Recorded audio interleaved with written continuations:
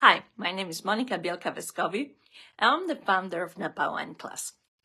At Napa Wine Class, we explore how location and soil influence what ends up in your glass, one AVA at a time. Today we begin with one of Napa's most dynamic and warmest AVAs, Calistoga. Calistoga sits in the northern tip of Napa Valley, where volcanic history left behind diverse rocky soils, including volcanic tuff, pale loam, and alluvial cobblestones. These well-drained, low-fertility soils stress the vine, leading to smaller berries, greater concentration, and natural intensity in a wine. They also contribute to the firm tannins and earthy mineral tones that frame Calistoga reds. But it's not just soil. Climate is a defining factor. Calistoga is the hottest AVA in Napa, but it also seems of the greatest diurnal shifts. With temperatures dropping sharply at night, this dramatic fluctuation slows the ripening, helping grapes retain acidity and aromatic complexity. Perfect place for Cabernet Sauvignon, but also Zinfandel, Petit Syrah, and Syrah, each showing depth and ripeness balanced by freshness. Vineyard practices like canopy management, precise irrigation, and night harvesting are essential to preserving finesse in this environment. Calistoga Cabernet Sauvignon deliver boldness with a lot of structure, shaped by intense summer heat, cool mountain breezes, and rocky volcanic soils. So let's take a look at the Calistoga wine. Right here, I have a Calistoga wine made with Clone 6 Cabernet Sauvignon. This is a heritage clone known for smaller berries and greater concentration of flavors. So when we look at the glass and we analyze wine with systematic approach to tasting, we see a deep ruby color from that smaller berry to pulp ratio. Once we get to the nose, the intensity of aromas is pronounced, and that again comes from the Clone 6, but also warmer climatic condition, allowing those flavors to fully ripen and show beautifully in this glass. The Cabernet Sauvignon from Calistoga, this particular Cabernet Sauvignon, is characterized by blackberry, black cherry, but also a delicate nose of the black currant, also known as cassis. There are chocolate tones underneath with a hint of vanilla, as well as aromas of herbs and a hint of that stony mineral tone coming from pale lawn. Let's check the palate.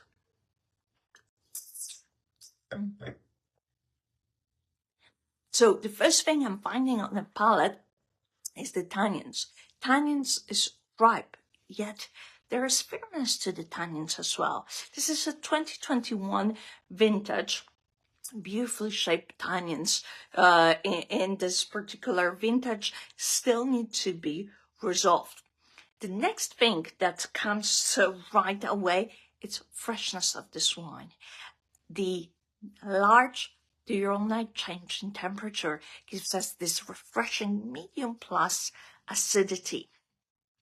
The flavors are pronounced, and within those flavors, we again are seeking for the black fruit. So there's blackberry, black cherry, black plum, and a hint of cassis with the tones of chocolate herbal components. This wine is actually slightly more on the herbal and restrained fruit character, and that comes from a great canopy management and shading in the canopy that is actually preserving the wines, the grapes from overheating and making sure that there's this great balance and uniformity in a crop giving us a balance in the wine. And the long, gorgeous finish with the black cherry note. Now let's talk about systematic approach to tasting, and let's talk about the quality.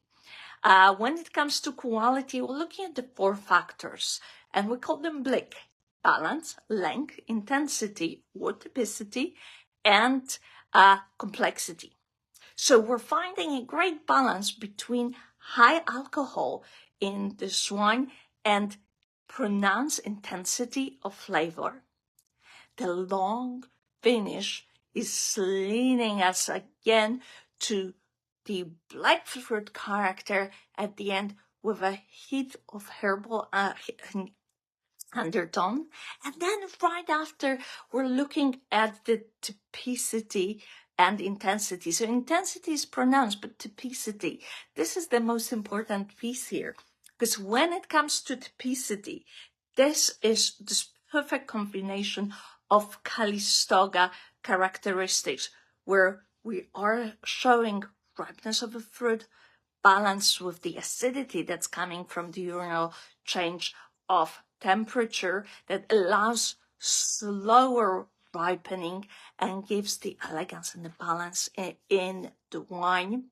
And then we're looking at the complexity. And when it comes to complexity, we want to talk about the flavor components, and we want to consider what kind of flavor components we're going to find in the wine. We're talking about the black fruit, but also the herbs. So we're also seeing some other flavors as those stony flavors that are coming from Bayonne.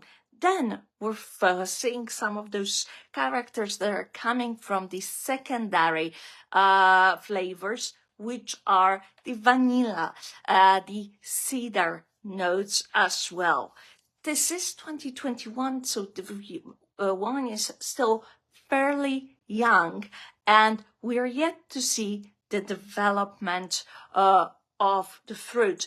But the concentration of flavors is giving us a phenomenal potential for aging for this wine, because we have the high, elegant tannins, and we're looking also at medium plus acidity that balances the fruit, and the potential for the fruit to develop further and bring complexity of flavors to this wine.